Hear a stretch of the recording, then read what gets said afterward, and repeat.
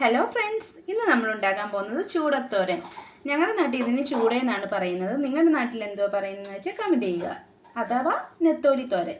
ഞങ്ങൾ ചൂടത്തോരൻ എന്നാണ് കേട്ടോ പറയുന്നത്.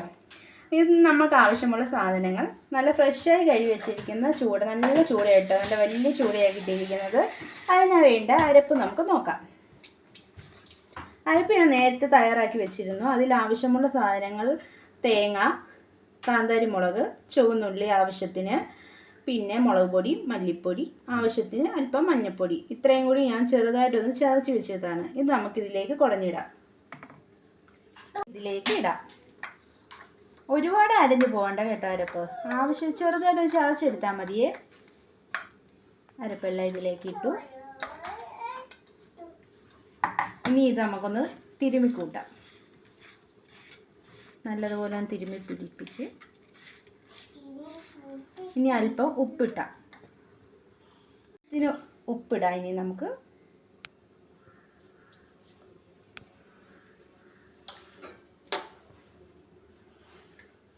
പിന്നെ ആവശ്യത്തിന് എരിക്ക് വേണ്ട മുളകിടാം. ഇതിന് ഞങ്ങളിവിടെ ഉണ്ടമുളക് എന്നാണ് പറയുന്നത്. നിങ്ങളുടെ നാട്ടിൽ എന്താ പറയുന്നത് വെച്ചാൽ കമൻറ്റ് ചെയ്യുക. നമുക്കിതൊന്ന് കീറിയിടാം. നമുക്ക് മുളക് അരിഞ്ഞിടാം. എരിവിന് ആവശ്യത്തിനുള്ള മുളക് ഇട്ടാൽ മതി. ഒരുപാട് എരിവ് വേണ്ട കേട്ടോ, നിങ്ങളിഷ്ടം പോലെ. അത് ഞാനിവിടെ ഇപ്പോൾ ഒരു 5 ഉണ്ടമുളകാണ് എടുത്തിരിക്കുന്നത്.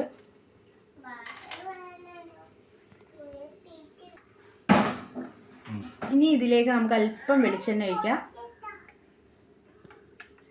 ആവശ്യത്തിന് മതിയല്ല കേട്ടോ, അതൊക്കെ നിങ്ങളുടെ അളവനുസരിച്ച് മാത്രം ഒഴിച്ചാൽ മതി. പിന്നെ അല്പം വെള്ളമോട് ഒഴിച്ച് നമുക്കൊന്ന് ഇളക്കാം. ഇത് വെന്ത് കിട്ടാൻ വേണ്ടി അല്പം വെള്ളം മതിയേ. ഞങ്ങളൊരു അല്പം ചാറായിട്ടാട്ടോ ഇതെടുക്കുന്നത്, അതുകൊണ്ട് കുറച്ച് വെള്ളം ഞങ്ങൾ ഒഴിക്കും. ഇനി നമുക്കൊന്ന് അടച്ച് വെച്ച് ഇതിനെ വേവിക്കാം. ആവശ്യത്തിന് പുളി നമ്മൾ ഇട്ടില്ലായിരുന്നു നേരത്തെ, അതും ഇടുക. ഒന്ന് തിരുമ്മുക. പിന്നെ കരിയാപ്പില ആവശ്യത്തിന്. ഇവിടെ കരിയാപ്പിലേക്ക് ക്ഷാമമായിട്ട് ഞങ്ങൾ കുറച്ച് ഇടുന്നുള്ളൂ. ഇനി നമുക്ക് അടച്ച് വെച്ചൊന്ന് വേവിക്കാം. നമ്മുടെ ചൂടത്തോര ഇവിടെ തിളച്ചുകൊണ്ടിരിക്കുകയാണ്. നമുക്ക് മൂടി വെച്ച് വേവിക്കാം. നമുക്ക് നമ്മുടെ ചൂടത്തോരൻ റെഡിയായെന്ന് നോക്കാം. ആവശ്യം വെള്ളമൊക്കെ പറ്റിയിട്ടുണ്ട്. ഇനി നമുക്ക് അല്പം വെളിച്ചെണ്ണ ഒഴിക്കുക. ഇതിലേക്ക് കുറച്ച് കരിയാപ്പിലയും കൂടി ഇട്ട് ഒന്നുകൂടെ ഒന്ന് മൂടി വെക്കാം.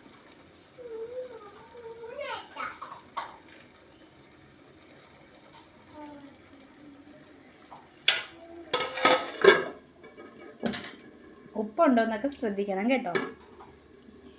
നമുക്കൊന്നും കൂടി ഒരു 2 മിനിറ്റ് കൂടെ ഒന്ന് അടച്ചു വെച്ച് വേവിക്കാം.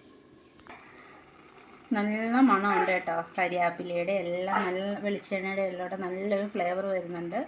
എല്ലാവരും ട്രൈ ചെയ്യണം. ഇഷ്ടപ്പെട്ടെങ്കിൽ വീഡിയോ ലൈക്ക് ചെയ്യണം, കമൻറ്റ് ചെയ്യണം, സബ്സ്ക്രൈബ് ചെയ്യണം. Okay, thank you, by.